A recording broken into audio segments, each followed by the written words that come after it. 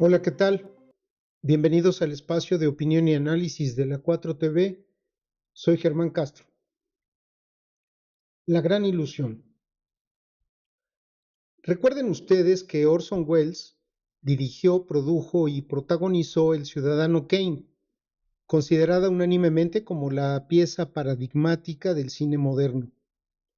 Citizen Kane, realizada en 1941, revolucionó el lenguaje cinematográfico al integrar por primera vez, y con virtuosismo, innovaciones narrativas, visuales y sonoras que definirían la estética de la gran pantalla durante el resto del siglo XX. Bien, casi 30 años después del estreno del Ciudadano Kane, la noche del 27 de junio de 1970, justo un minuto antes de un corte comercial, Dick Cavett le preguntó al genial cineasta Orson Welles qué películas seleccionaría si se nos viniera encima un diluvio universal y él pudiera salvar para la posteridad únicamente dos. Two films. La Grande Illusion, by Jean Renoir. Yes, preguntó Cavett. And? Something else. El anciano que aparece en pantalla muestra una solidez de roble. Proyecta una elegancia reposada, camisa blanca, corbata y traje negros. Su rostro es enorme. En la cabeza calva, las cejas, las bolsas de los ojos, la feliz papada, la redondez impone. Sus manos gesticulan con una grandielocuencia artesanal. La delicadeza con la que se expresa contrasta con la contundencia de sus palabras. Nos mira persuasivo y con un fuerte acento galo comienza a hablar en inglés. Ladies and gentlemen, my name is Jean Renoir.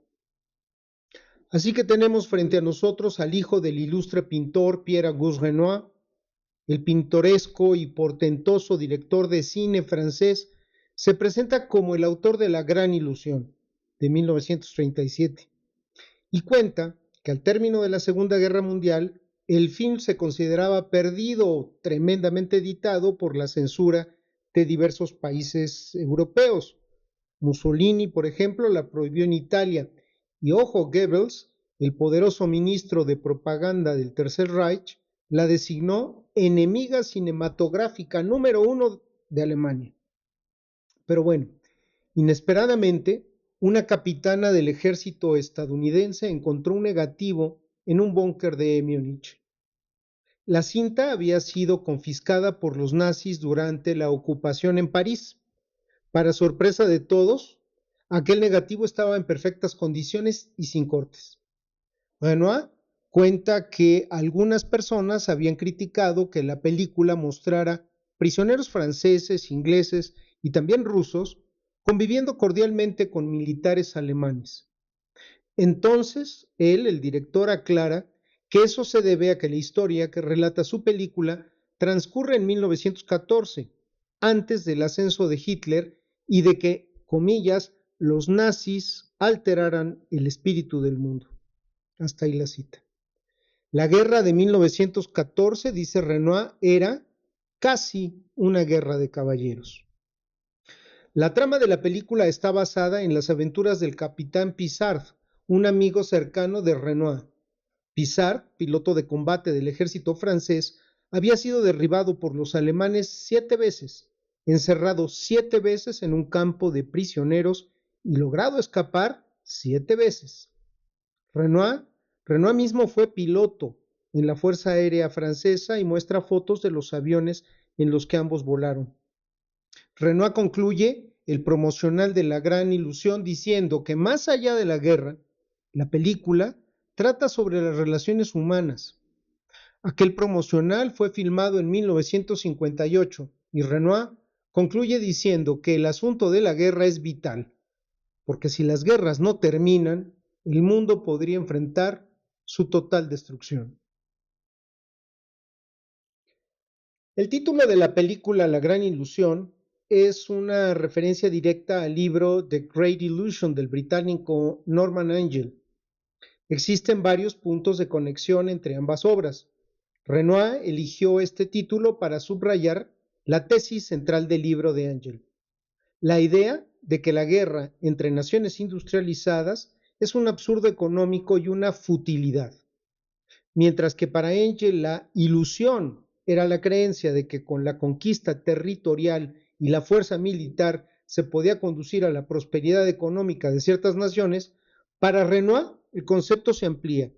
El film de Renoir muestra que la ilusión es también la creencia de que las fronteras nacionales son reales, la idea de que las afinidades de clase pueden sobrevivir al colapso del viejo mundo y la esperanza de que la Primera Guerra Mundial habría de ser la guerra para acabar con todas las guerras. Recuerden, está grabada en 1937, vendría la Segunda Guerra Mundial pocos años después. Norman Angell piensa que es falso que el poder militar y político otorgue a una nación una ventaja sobre las demás. Piensa y también niega que el bienestar de los países dependa de su capacidad de imponerse sobre los otros. Las conquistas son inútiles en el mundo moderno porque, dada la interdependencia financiera, es imposible para una nación enriquecerse medianamente a través de la captura de los dominios de otra. Dice textual: el poder militar es social y económicamente fútil. La gran ilusión, el libro de Angell, argumenta que la naturaleza de la riqueza ha cambiado a partir de la revolución industrial y el sistema financiero. La economía moderna es el resultado de la interacción, no es un conjunto de componentes estancados o aislados. El crédito del mundo es un solo organismo, no se puede herir una parte sin que el resto sufra. La riqueza de un país conquistado no puede ser confiscada sin destruir el valor de esa misma riqueza. Comillas, dice el autor británico, la riqueza en el mundo moderno no es algo que pueda ser incautado por la fuerza, es una expresión lógico-social de la división del trabajo y el intercambio. Hasta ahí la cita. Angell formula la paradoja del vencedor. El costo de mantener la ocupación y la parálisis del comercio resultante supera cualquier botín posible. El escritor británico refuta la idea de que la guerra sea una necesidad biológica o un destino inevitable del ser humano. Cree que la evolución cultural permite que ahora los conflictos humanos pasen de lo físico y territorial a lo intelectual y lo social. El libro de Norman Angell se publicó originalmente en 1909 con el título Europe Optical Illusion. No se entendió el estallido de la Primera Guerra Mundial como la evidencia contundente de que el hombre estaba equivocado. Esa es de hecho la crítica más común y persistente a la obra de Angell. Entender por qué no se equivocó pasa por comprender primero la diferencia entre la lógica económica y la pulsión política o psíquica.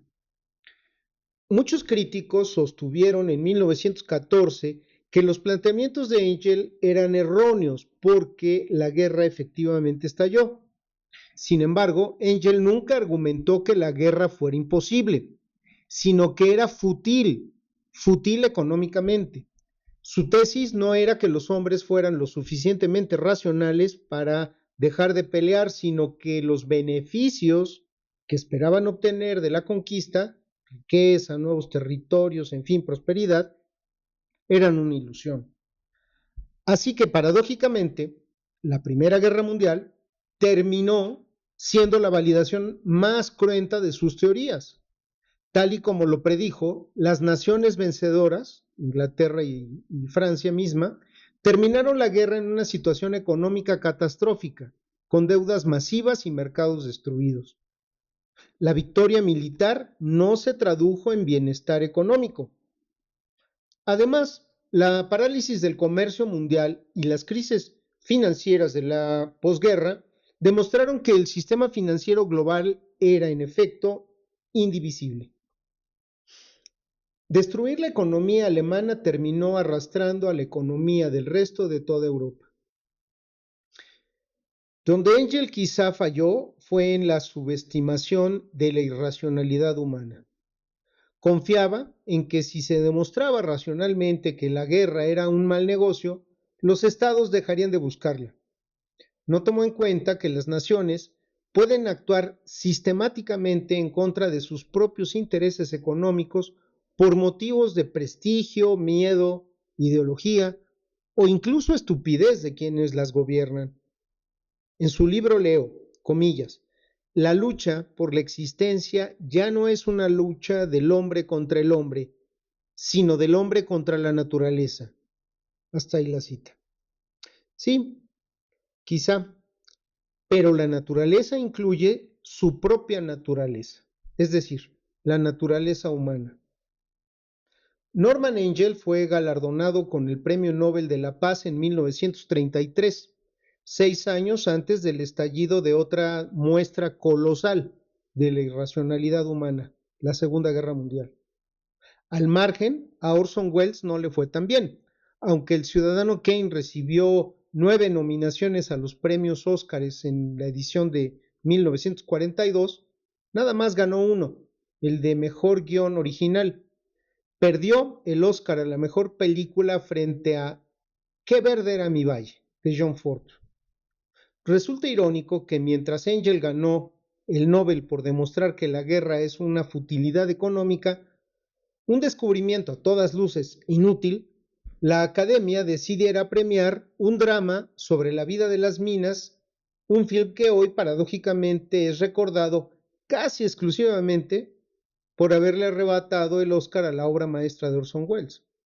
En fin, recordando de nuevo a Jean Renoir, hay que decir, lo terrible en este mundo es que todo el mundo tiene sus razones.